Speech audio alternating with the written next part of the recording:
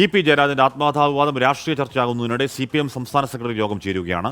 LDF convener സ്ഥാനത്ത് നിന്ന് മാറ്റിയ ശേഷം ആദ്യമായി സംസ്ഥാന സെക്രട്ടറി യോഗത്തിൽ ഇ.പി. ജയരാജൻ പങ്കെടുക്കുന്നുണ്ട്. വിവാദത്തിൽ സെക്രട്ടേറിയറ്റ് യോഗത്തിൽ ഇ.പി. ജയരാജൻ വിശദീകരണം നൽകിയേക്കും. വിശദാംശങ്ങളുമായി ഉമേഷ് ബാലകൃഷ്ണൻ. ഉമേഷ്, ഇത് ഞാൻ അറിഞ്ഞതല്ല, ഞാൻ കണ്ടതല്ല, കേട്ടതല്ല, DC തനിയെ ഉണ്ടാക്കിയെടുത്താണെന്ന മാധ്യമങ്ങളോട് പറയുന്ന അതേ വിശദീകരണം പാർട്ടിക്ക് മുന്നിൽ വിലപ്പോവുന്നതാണോ? എന്താണ് ഇ.പി. നൽകാൻ ഉദ്ദേശിക്കുന്ന വിശദീകരണം? ഉമേഷ്.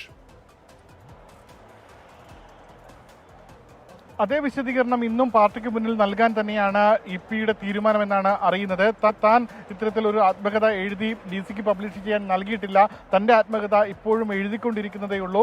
അതിൽ പുറത്തു വന്ന കാര്യങ്ങൾ, പുറത്തു വന്ന പരാമർശങ്ങൾ അവയൊന്നും തന്റേതല്ല, താൻ എഴുതിയതുമല്ല എന്നുള്ള നിലപാടിൽ ഇ.പി ഉറച്ചു നിൽക്കുകയാണ്. അക്കാര്യങ്ങൾ തന്നെയായിരിക്കും ഇന്നത്തെ സെക്രട്ടേറിയറ്റിൽ ഇ.പി വ്യക്തമാക്കുന്നതും. അതേസമയം സെക്രട്ടേറിയറ്റ് ഇപ്പോഴും തുടരുകയാണ്. തുടക്കത്തിൽ മുഖ്യമന്ത്രി പങ്കെടുത്ത ശേഷം അദ്ദേഹം മറ്റ് കാര്യങ്ങൾക്കായി തിരികെ പോയി. മറ്റ് മന്ത്രിമാരും സെക്രട്ടേറിയറ്റ് അംഗങ്ങളും ഒപ്പം കേന്ദ്ര കമ്മിറ്റി അംഗങ്ങളടക്കമുള്ളവരും ഇപ്പോഴും യോഗത്തിൽ പങ്കെടുക്കുന്നുണ്ട്. എന്തായാലും LDF കൺവീനർ സ്ഥാനം മാറിയ ശേഷം ആദ്യമായിട്ട് സെക്രട്ടേറിയറ്റിൽ പങ്കെടുക്കാൻ ഇ.പി നേരിട്ട് എത്തിയിരിക്കുന്നു എന്നുള്ളതും ഒരു വാർത്തയാണ്. സാധാരണ കേന്ദ്ര കമ്മിറ്റി അംഗങ്ങളൊന്നും സെക്രട്ടേറിയറ്റിൽ എത്തുക ഒരു വാർത്തയല്ല. പക്ഷേ ഇ.പി LDF കൺവീനർ സ്ഥാനം ഒഴിഞ്ഞ ശേഷം ഇതുവരെ ഒരു സെക്രട്ടേറിയറ്റ് യോഗത്തിൽ പങ്കെടുത്തിരുന്നില്ല.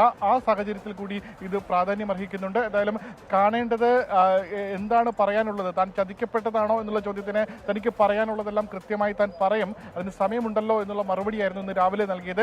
ഒരുപക്ഷെ ഈ സെക്രട്ടേറിയറ്റ് യോഗത്തിന് ശേഷം മാധ്യമങ്ങളെ ഇ.പി കാണാനുള്ള സാധ്യതയുമുണ്ട്. ഒപ്പം കേന്ദ്ര സഹായം അടക്കം വയനാട് വിഷയത്തിൽ കേന്ദ്ര സഹായം നിഷേധിച്ച സാഹചര്യത്തിൽ ആ വിഷയത്തിൽ ശക്തമായ നിലപാടെടുക്കാൻ ഒരുപക്ഷെ സെക്രട്ടേറിയറ്റ് യോഗം ഇന്ന് തീരുമാനിക്കാൻ സാധ്യതയുണ്ട്. ആ വിഷയങ്ങൾ ഇന്ന് ചർച്ചയ്ക്ക് വരുന്നുണ്ട് എന്നാണ് അറിയുന്നത്. ഒപ്പം വയനാട് ഉപതെരഞ്ഞെടുപ്പും ചേലക്കരയിൽ നടന്ന ഉപതെരഞ്ഞെടുപ്പിന്റെയും പ്രാഥമികമായ വിലയിരുത്തലും ഇന്നത്തെ യോഗത്തിൽ നടക്കുന്നുണ്ട്. ഇ.പിയുടെ ആത്മകഥാ വിവാദത്തിൽ മറ്റ് ചർച്ചകളിലേക്കോ മറ്റ് പരാമർശങ്ങളിലേക്കോ ഇന്ന് പോകില്ല എന്നാണ് ഇതുവരെയുള്ള വിവരം. പാലക്കാട് ഉപതെരഞ്ഞെടുപ്പിന് ശേഷമായിരിക്കും ആ വിഷയം തുടർ ചർച്ചകൾക്ക് എടുക്കാൻ സാധ്യതയുള്ളത്. ഹാഷ്മി.